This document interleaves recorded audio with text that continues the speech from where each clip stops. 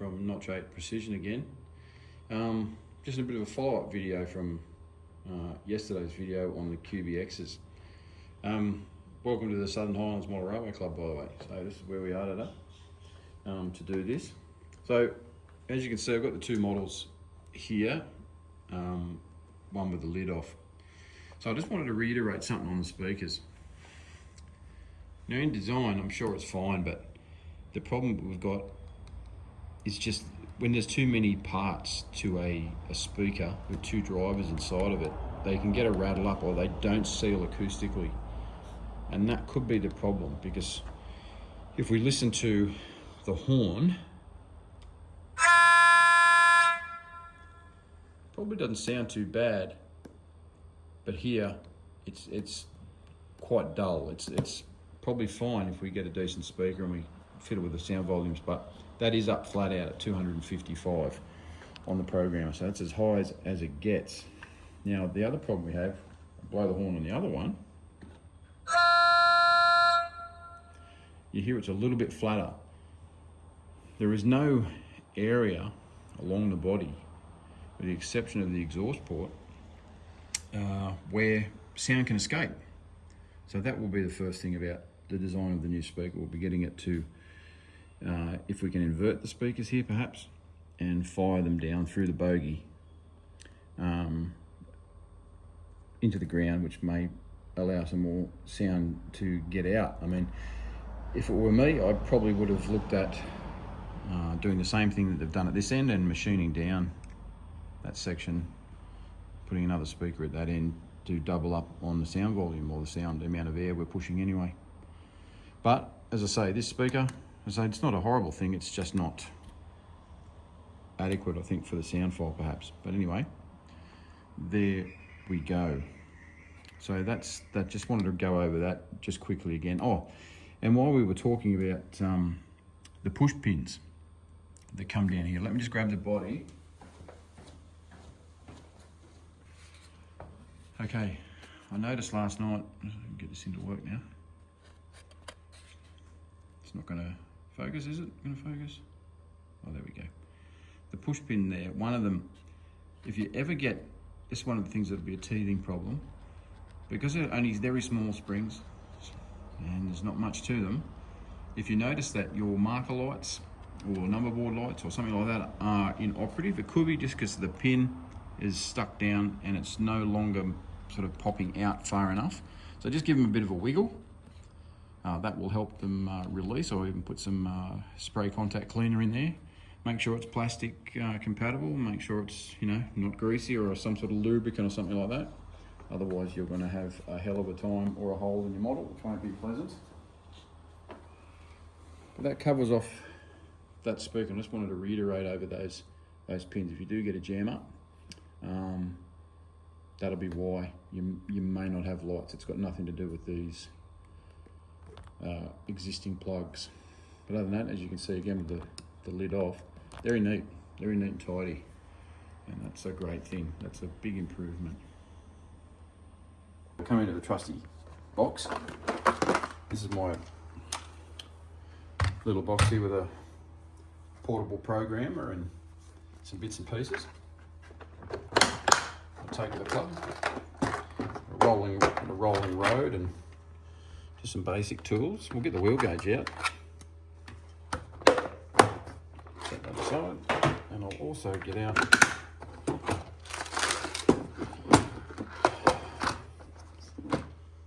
our couple of height gauge, and we'll get out our pull tester, because we're going to be doing some load testing shortly. Okay, let's have a look at our gauges. I might be a bit close. Okay, spot on, spot on, spot on, spot on, spot on, spot on. So right, our wheel gauge is great and is meets the association's recommendations and things like this. So now we'll have a quick look at a couple of height gauge, at our couple of heights. I'll get my stupid fingers out of the way. That's not sitting correctly on there, so that's not going to help us. There's a bit too much ballast and a bit too much shenanigans going on there, so let's get that over there. There we go. Now it's seated. And on the road, hopefully. A couple of height. Well, I'd say that's spot on.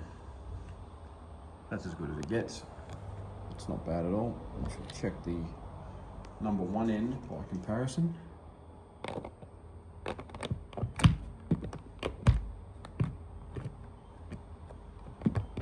the road.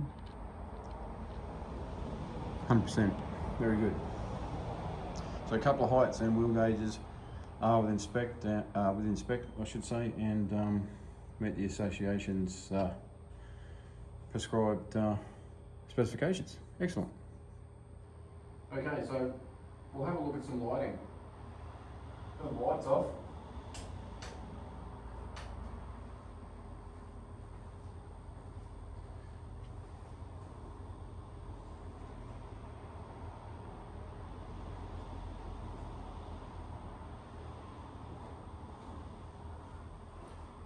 And there we can see our lighting. It's quite bright. It's not bad. I think we discussed yesterday, or a few people were discussing the light bleed that occurs around number boards. It's hard with this because it's not really showing you that. Now the lights are quite good. I mean, we might be able to zoom in a little.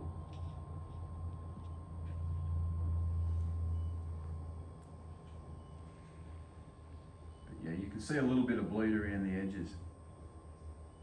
Now, honestly, I haven't seen any other company thus far on the planet, with the exception of Rapido Trains, who nails number boards. Like Scale Trains, I love their stuff.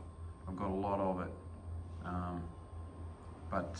Yeah, to try and nail number boards all the time is incredibly hard, but I think that's not bad. That's not a bad effort. It's not a bad effort at all. So we'll key in the ditch lights, drop our reds, they're nice and bright. That's accurate. So that looks good. And off. Back on again. Headlight. Ditch cans.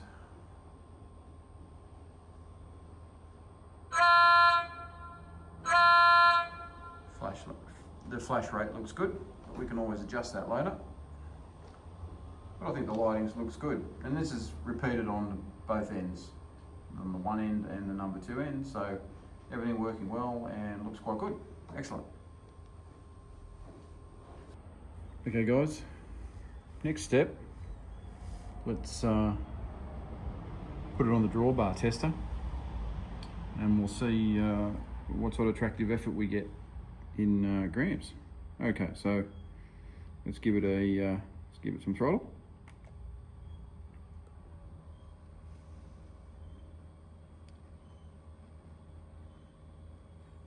And that's out of 28 speed steps, that is 4 speed steps. I usually run in 128, but we'll simplify things and just leave it at 4.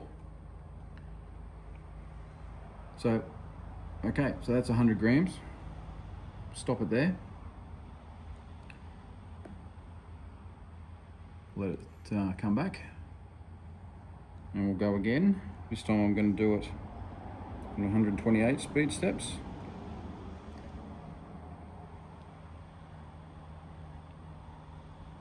$115. Okay, is it 110? 115. Stop it there. Let it settle. Tear it off. Just make sure I've got tension on it. Okay, and we'll go again.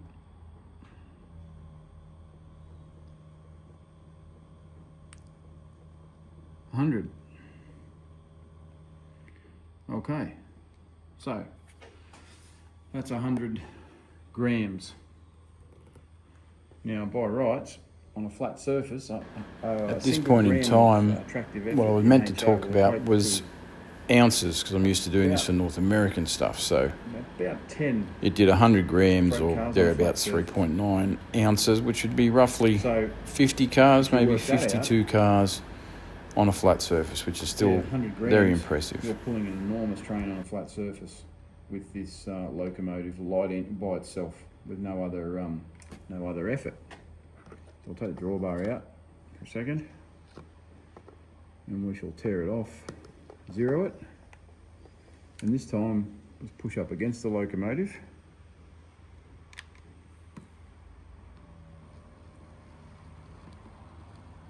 Pushing, so this is a pushing force now, 105, 100, bleeding off a little. Still 100 grams. Tear it off again. Behave yourself.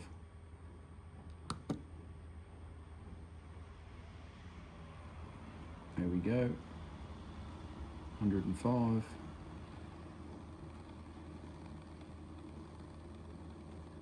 Okay, just jumped to 110 at the end. That could have been me just pushing off.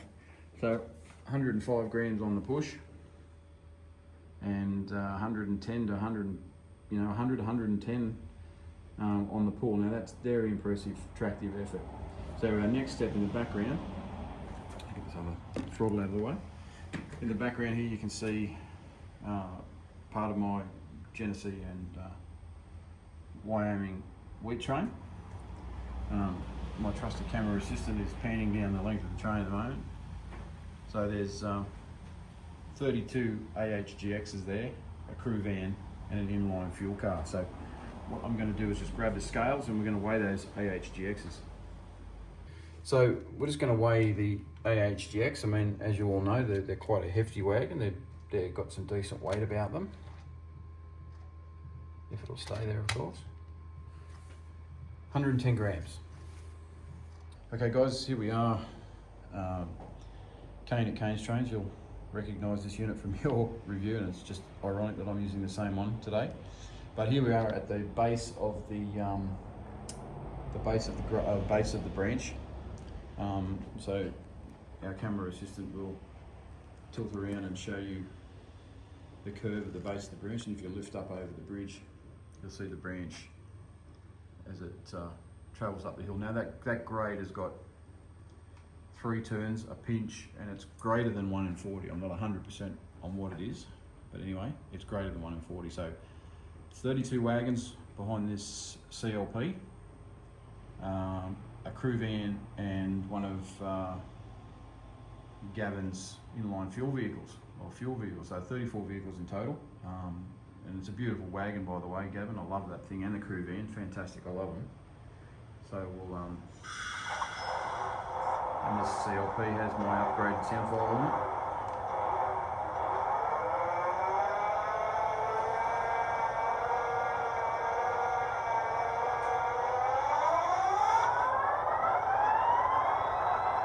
So what we're going to try and do here is see what this thing will lift up the hill. We'll remove wagons and see what they're good for on a grade, then compare that to the QBX, just as a comparison.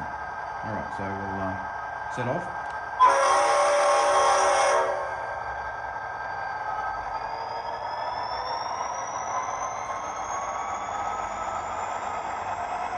So I'm at 50 speed steps out of a possible 128. The bulk of the train is on the flat at the moment. And we'll get Jess, our camera assistant, to follow the train up the hill. You'll have to bear with this, guys, because this is nowhere near a professional outfit. We just do this ourselves. We're keeping it simple, so it's true to the facts.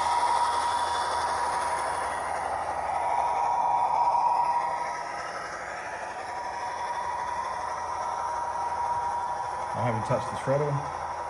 Still on the same notch. Just making our way up. Make sure we've got a road. Coming up through the first crossover. So the weight of that train is still down the bottom.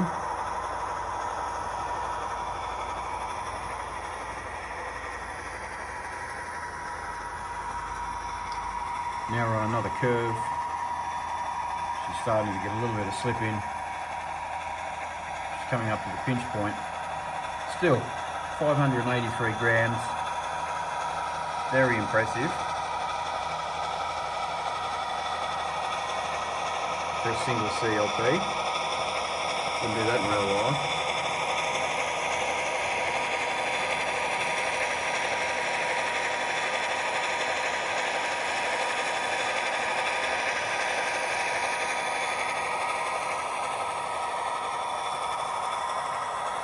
The whole train's coming up all on a single CLP.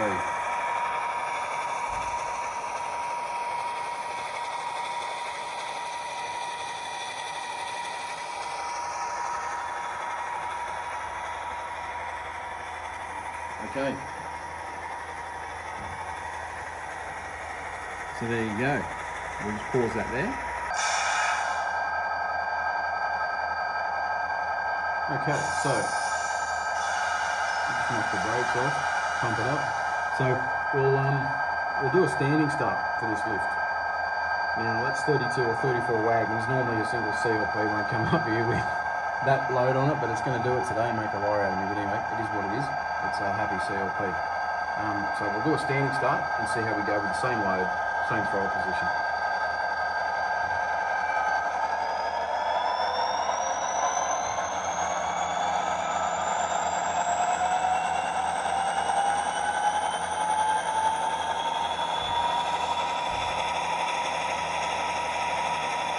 Okay, so there's a dead stall there.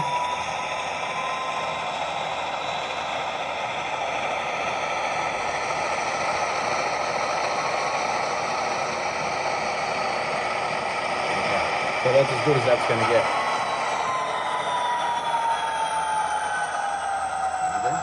Okay guys, on this one, I'll actually shut the sound down.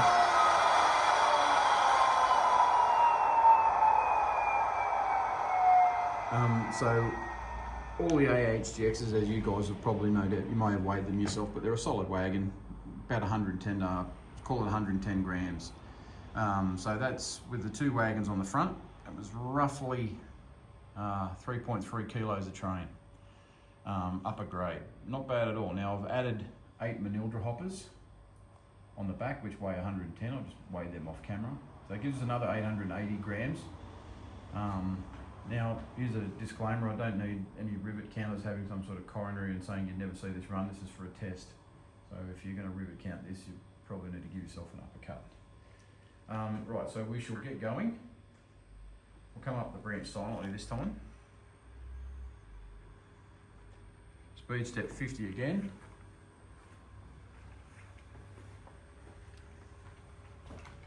As I say, as it comes around this corner, the bulk of the train is still on the flat. And we begin to start our lift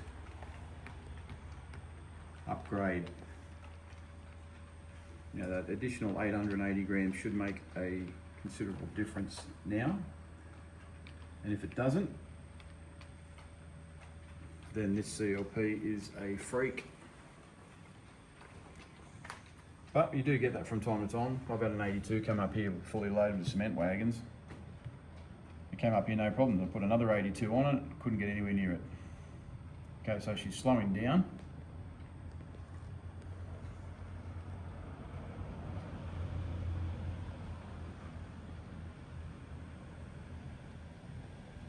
And that's it. I'll just turn the sound back on briefly. I haven't touched the throttle position.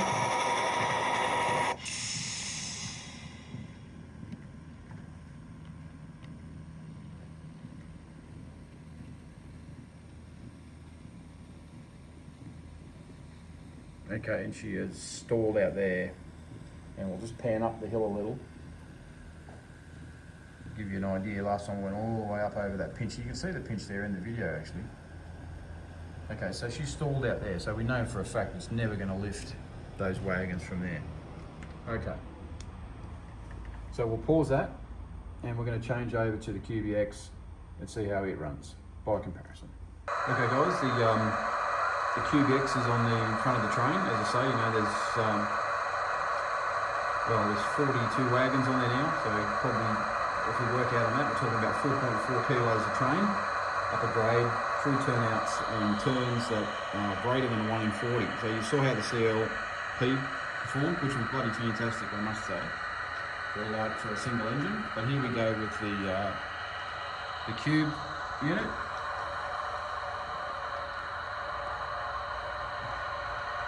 Okay, we're underway.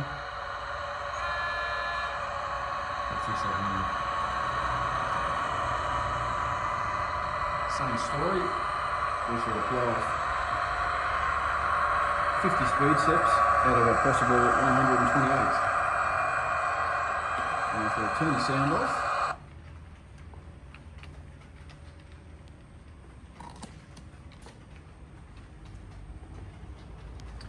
Up we come the grade. Moving our way up the branch. Very steep up through here. Really steep. I'll slow down a little bit, but not much. Coming into the tightest part of the curves from that reverse. We're nearly on the pinch.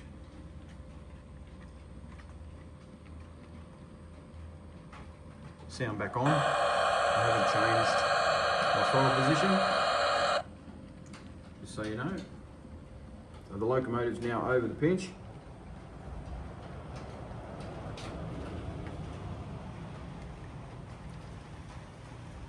And making its way around the corner again. So if you bring the camera back down this way, you know what? Bulk of that train is still coming around the corner.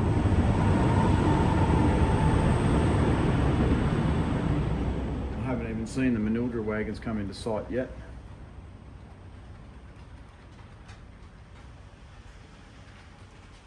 Just coming into sight now at the bottom of the grade, those 8 wagons.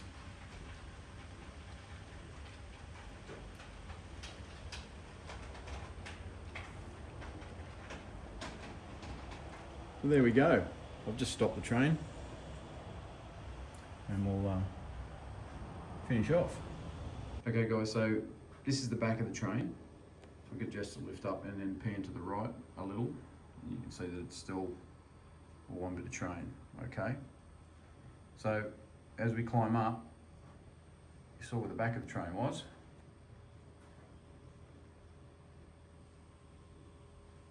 And there's the front of the train all the way over there. It's a bit hard to hold this when it's in this kind of zoom, but there's the, so there's the front of the train. Right back down here. There's the back of the train. And if I was to give it more throttle, I don't think we'd have any drums at all dragging the rest of that train up the grade.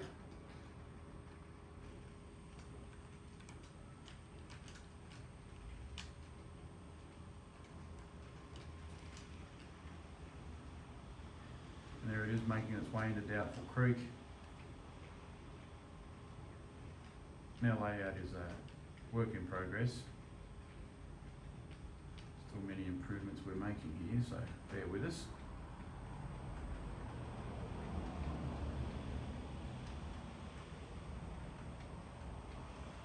So that whole train is up the branch and making its way right through to Doubtful Creek. Oh, look at that. Gives a bit of real action for you. We've had a breakaway. This is something I'm going to cover in another video. I'm not real happy with these plastic couplers. But anyway, there you go guys. That's 42 wagons, single engine, upper better than 1 in 40 through some turnouts and a pinch. Very impressive. Nice work. Okay guys, this is just the last test I guess. So this is the 42 wagons, including those 8 manoeuvres. So we shall endeavour to see if this thing will lift from a dead spot on the pinch, and we'll go from there. So 10 speed steps.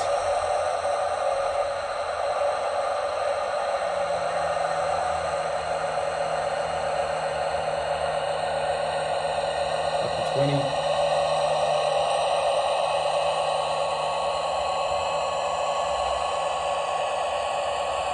Now. Sound off. I'll just leave it at that. So that's on 30 speed steps. I'll just come in front of the camera so you can see 30 speed steps. And that has lifted that entire train from a dead stand. Very, very impressive. This is what it's all about, squeezing this kind of weight into these things if it's possible. It just makes such a difference to their performance and how smoothly they operate. Just amazing. Yeah, very impressed with that. Well done, Auscision, on that one. Okay guys, so yeah, we'll finish it up there and give you a bit more of a quick sticky beak at the model. There's a little bit underneath detail there. Interesting on those keeper plates and those gearboxes. They've got a different gear arrangement in now. See where the gears would lay in the keeper plate. Normally we'd have 3 lumps there where our gears live, but we've got 5 in this, so there's a different gear arrangement. Maybe that's a better performance issue. Helps with performance, I should say. But there you go. So there's, in the last couple of videos, a bit of a look at an Auscision QBX, both in its performance and its internals. Sitting there next to the CLP. So later this week, I know some other people, including Kane's Trains, he's done a review on the CLPs, which is great. Go and have a look at that. He's got some great stuff. Most of you know him. That's Kane's Trains on YouTube and on Facebook. But at the end of the week, we'll be doing a review on CLP9 from Auscision, which was very highly anticipated and sold out in whatever it was, 2 minutes and 20 seconds. So it was quite insane, really. But lucky we got our hands on one of those. But I will be joined in that video by 2 highly respected Australian model railroaders. They've been Josh Beveridge and Brendan Grace, and we will go through the model thoroughly, and we will talk about some prototype history. We all work for the same company. We drive them for a living in real life at SSR, so we shall talk about them and how they perform, and we'll do some correlations. It'll be a lot of fun, so look out for that. If there's anything you'd like to see in that video, please drop me a comment, let me know what you want to see, and we'll include it in the video when it comes out. But anyway, for now, this is Jay signing off from Notch 8, and take care and all the best.